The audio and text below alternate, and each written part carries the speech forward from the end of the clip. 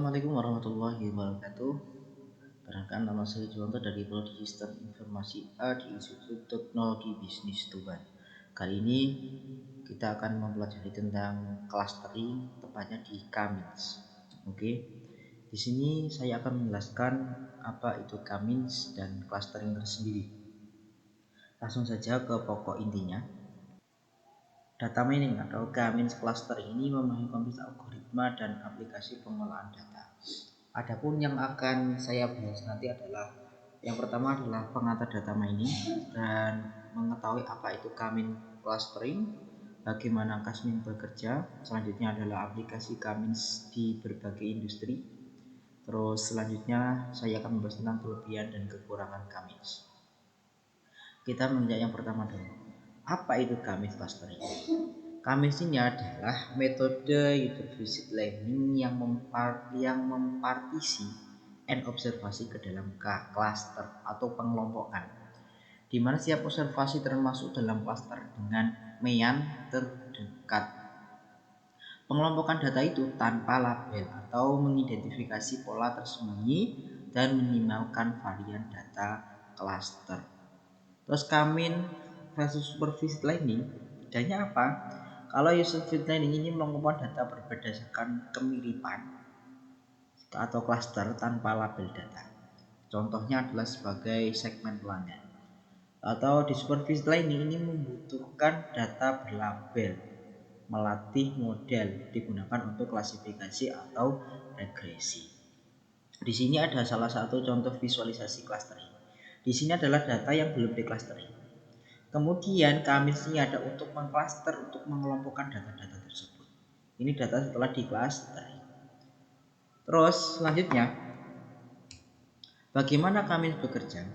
Cummins bekerja yang pertama adalah inisialisasi. Inisialisasi ini adalah pilih pusat cluster atau kontroid. Ini kontroid secara acak dari titik data yang ada. Langkah yang kedua adalah penugasan. Penugasan setiap titik data ditugaskan untuk kontroid terdekat membentuk klaster awal. Yang ketiga adalah pembaruan. Pembaruan adalah posisi kontroid dihitung ulang sebagai rata-rata dari semua titik data dalam klasternya. Yang keempat adalah langkah 2 dan 3 diulang hingga penugasan dan tidak berubah atau berubah kontroidnya minimal. Jadi data setelah nanti dihitung manual Excel kok tidak ada perubahannya, berarti data itu sudah dinyatakan berhasil atau sudah berhasil di clustering. Nah, tapi kalau ada perbedaan terus, maka harus diulangi lagi langkah yang kedua dan ketiga ini. Terus selanjutnya, aplikasi Cummins clustering. Ada segmen pelanggan. Cummins mengelompokkan pelanggan berdasarkan kesamaan perilaku untuk personalisasi dan target pemasaran. Ini salah satu contoh. Kalau di pemasaran, kalau di bisnis, analisis pasar dan tren. Ini adalah mengidentifikasi pola data pasar untuk mengungkapkan tren dan strategi pertumbuhan bisnis. Oke. Kalau segi keamanan, ini digunakan untuk mengidentifikasi pola transaksi yang tidak biasa untuk mendeteksi penipuan secara efisien. Jadi kita berjaga-jaga tuh. Yang selanjutnya adalah dari segi operasional, ini adalah untuk mengelompokkan lokasi untuk rute, penempatan gudang dan jadwal pengiriman yang efisien. Ini kebiasaan orang-orang yang belanja online itu menggunakan Cummins untuk mengcluster, untuk mengelompokkan lokasi atau rute untuk penempatan gudang dan jadwal pengiriman yang sesuai. Terus ada AI atau vision, ini adalah pengenalan gambar, digunakan untuk segmentasi gambar, kualitas warna dan pengolahan objek dalam visi komputer. Cummins clustering ini adalah algoritma untuk mendefinisikan pola tersembunyi dan mengelompokkan data yang kompleks. Selanjutnya, apa sih kelebihan dan kekurangan dari Cummins? Sebelum ke kekurangan, kita membahas tentang kelebihannya dulu. Kelebihannya yang pertama adalah mudah diimplementasikan dan dipahami. Logika algoritma yang sederhana ini membuat mudah untuk diterapkan dan hasilnya mudah dipresentasikan. Yang kedua, kelebihan yang kedua itu adalah skalabilitas untuk dataset besar. Secara komputasi lebih efisien dibandingkan banyak algoritma clustering lain, terutama pada dataset yang sangat besar. Yang ketiga, Kelebihannya yang ketiga adalah konvergensi terjamin.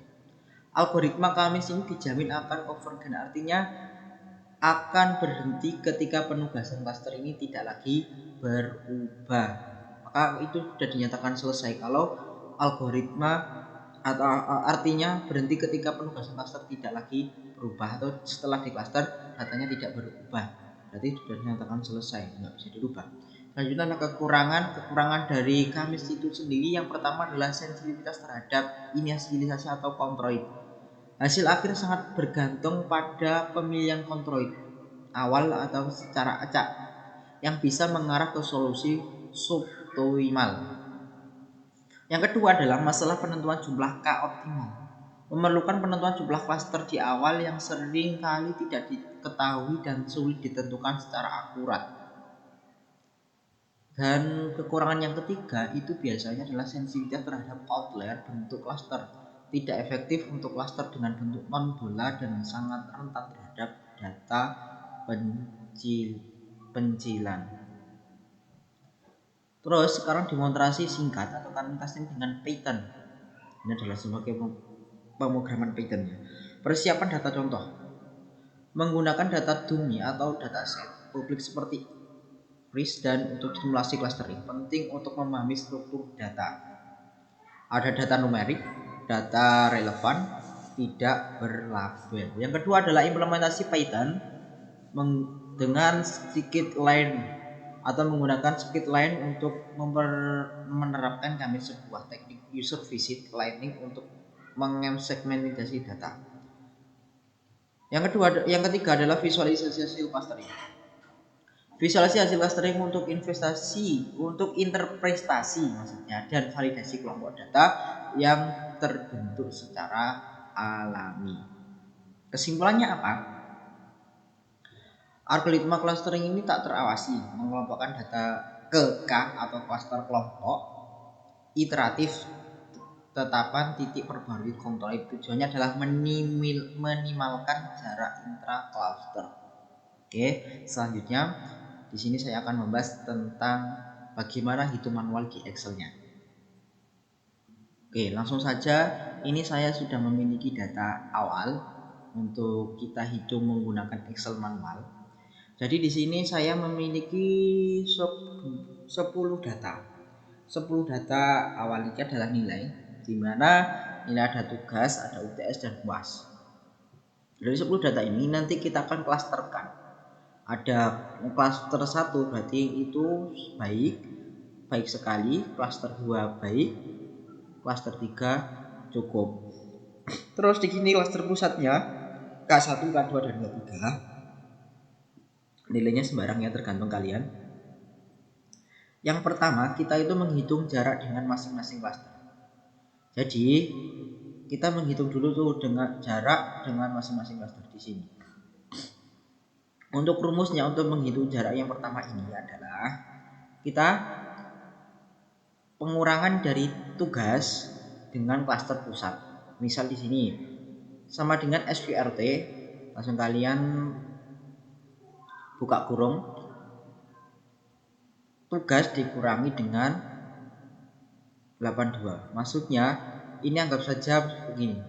Ini tugas, ini juga tugas. Ini X, ini juga X. Mudahnya gitu. Jadi tugas dikurangi tugas, UTS dikurangi UTS, UAS dikurangi UAS gitu. Terus tutup kurung dipangkatkan 2. Terus ditambah selanjutnya di sini berarti nilai UTS dikurangi nilai UTS yang di klaster pusat, kemudian dikuadratkan. Semua begitu.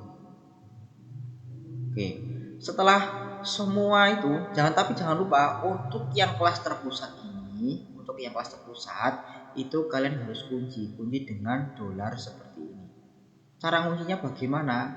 Di keyboard kalian itu klik Fn plus F4, maka nanti akan otomatis untuk mengunci. Tujuannya apa? Biar tidak geser ketika nanti di copy. Langsung saja ketika sudah berhasil sini. Oke, setelah kalian berhasil satu ya, kalian langsung copy paste saja ke bawah. Gini ya. Oke. Ini juga kalian tinggal copy paste ke bawah.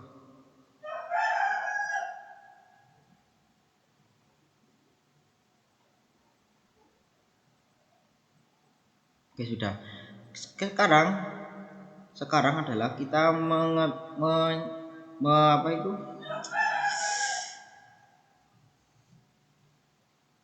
sekarang kita menentukan mana yang terkecil, jarak terkecilnya. Di sini jarak terkecil adalah ini. Langsung kalian berikan warna saja biar mudah untuk dilihat.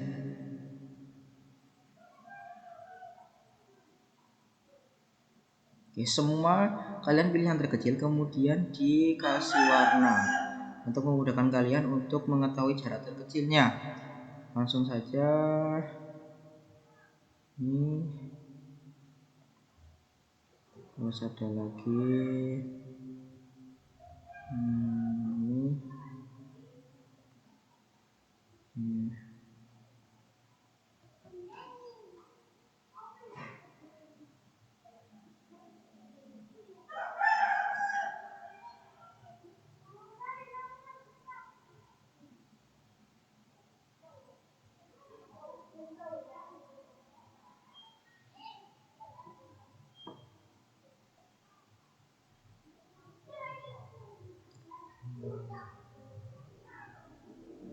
Oke.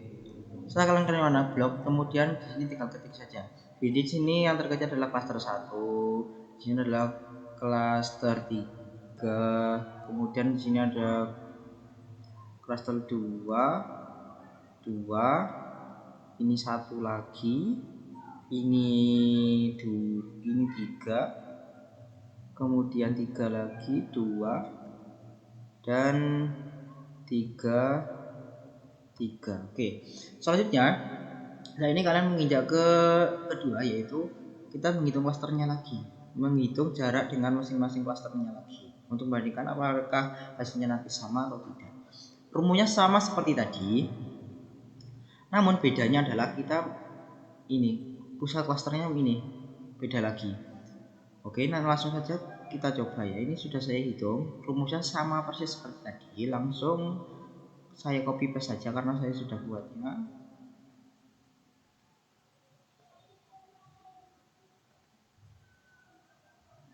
Oke.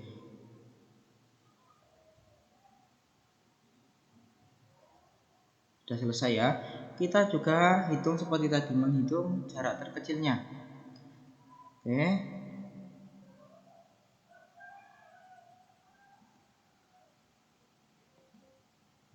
Sama ya ini ya, ini sama. Terus yang kedua sama lagi. Yang ketiga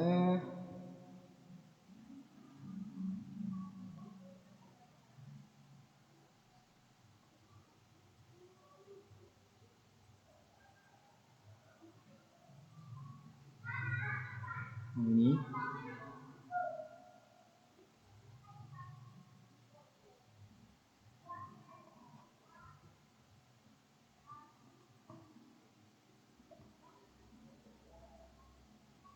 Iya, yang kedua ya.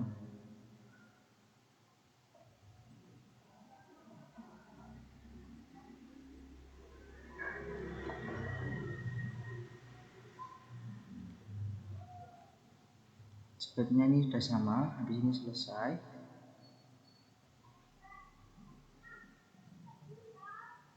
Oke, betul.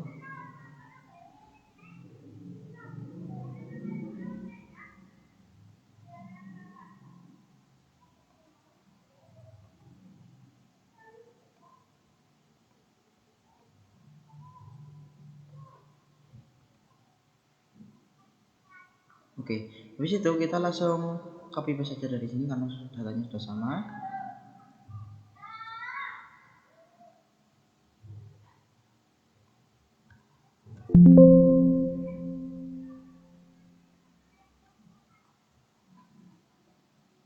Oke, copy, Ctrl C.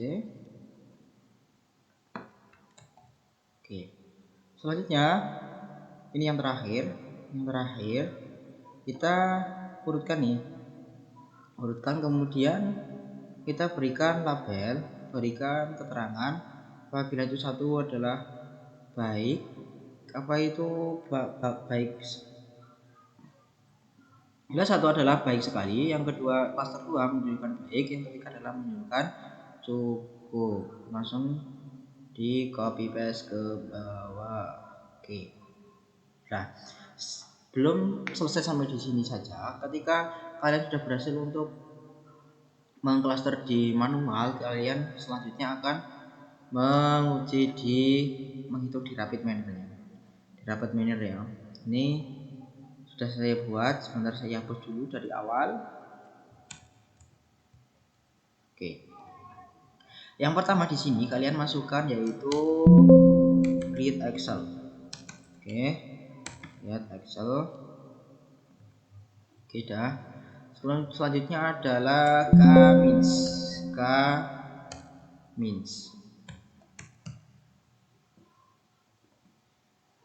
Terus selanjutnya ada apply model.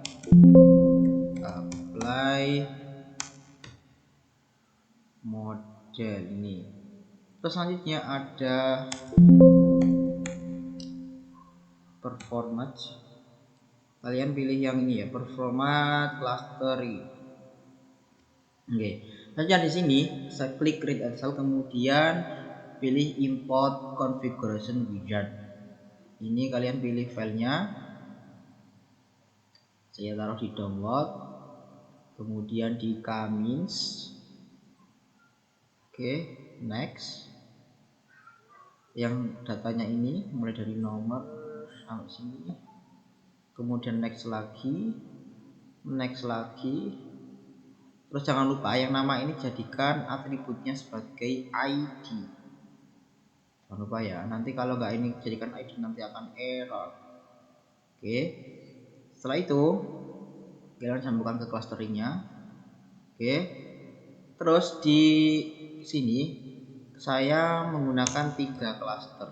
Oke, kemudian langsung saja kalian hubungkan performance ke sini.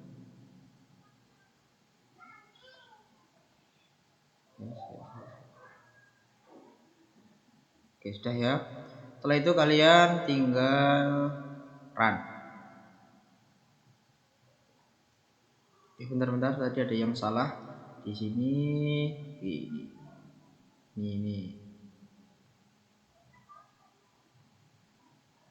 Ini atas.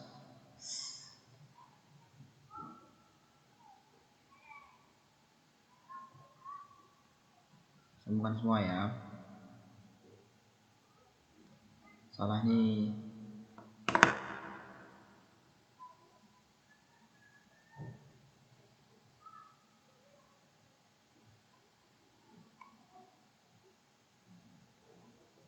Oke, setelah itu kalian run. Oke, di sini cluster 0 itu artinya adalah cluster 1, jumlahnya ada 4 item. Cluster 2, 1 ini menandakan 2 ya. Cluster 2 adalah 3 item. Cluster 3 item, totalnya adalah 10. Oke, jadi itu saja penjelasan dari saya tentang K-means, clustering K-means. Kalau lebihnya saya mohon maaf, saya akhiri. Wassalamualaikum warahmatullahi wabarakatuh.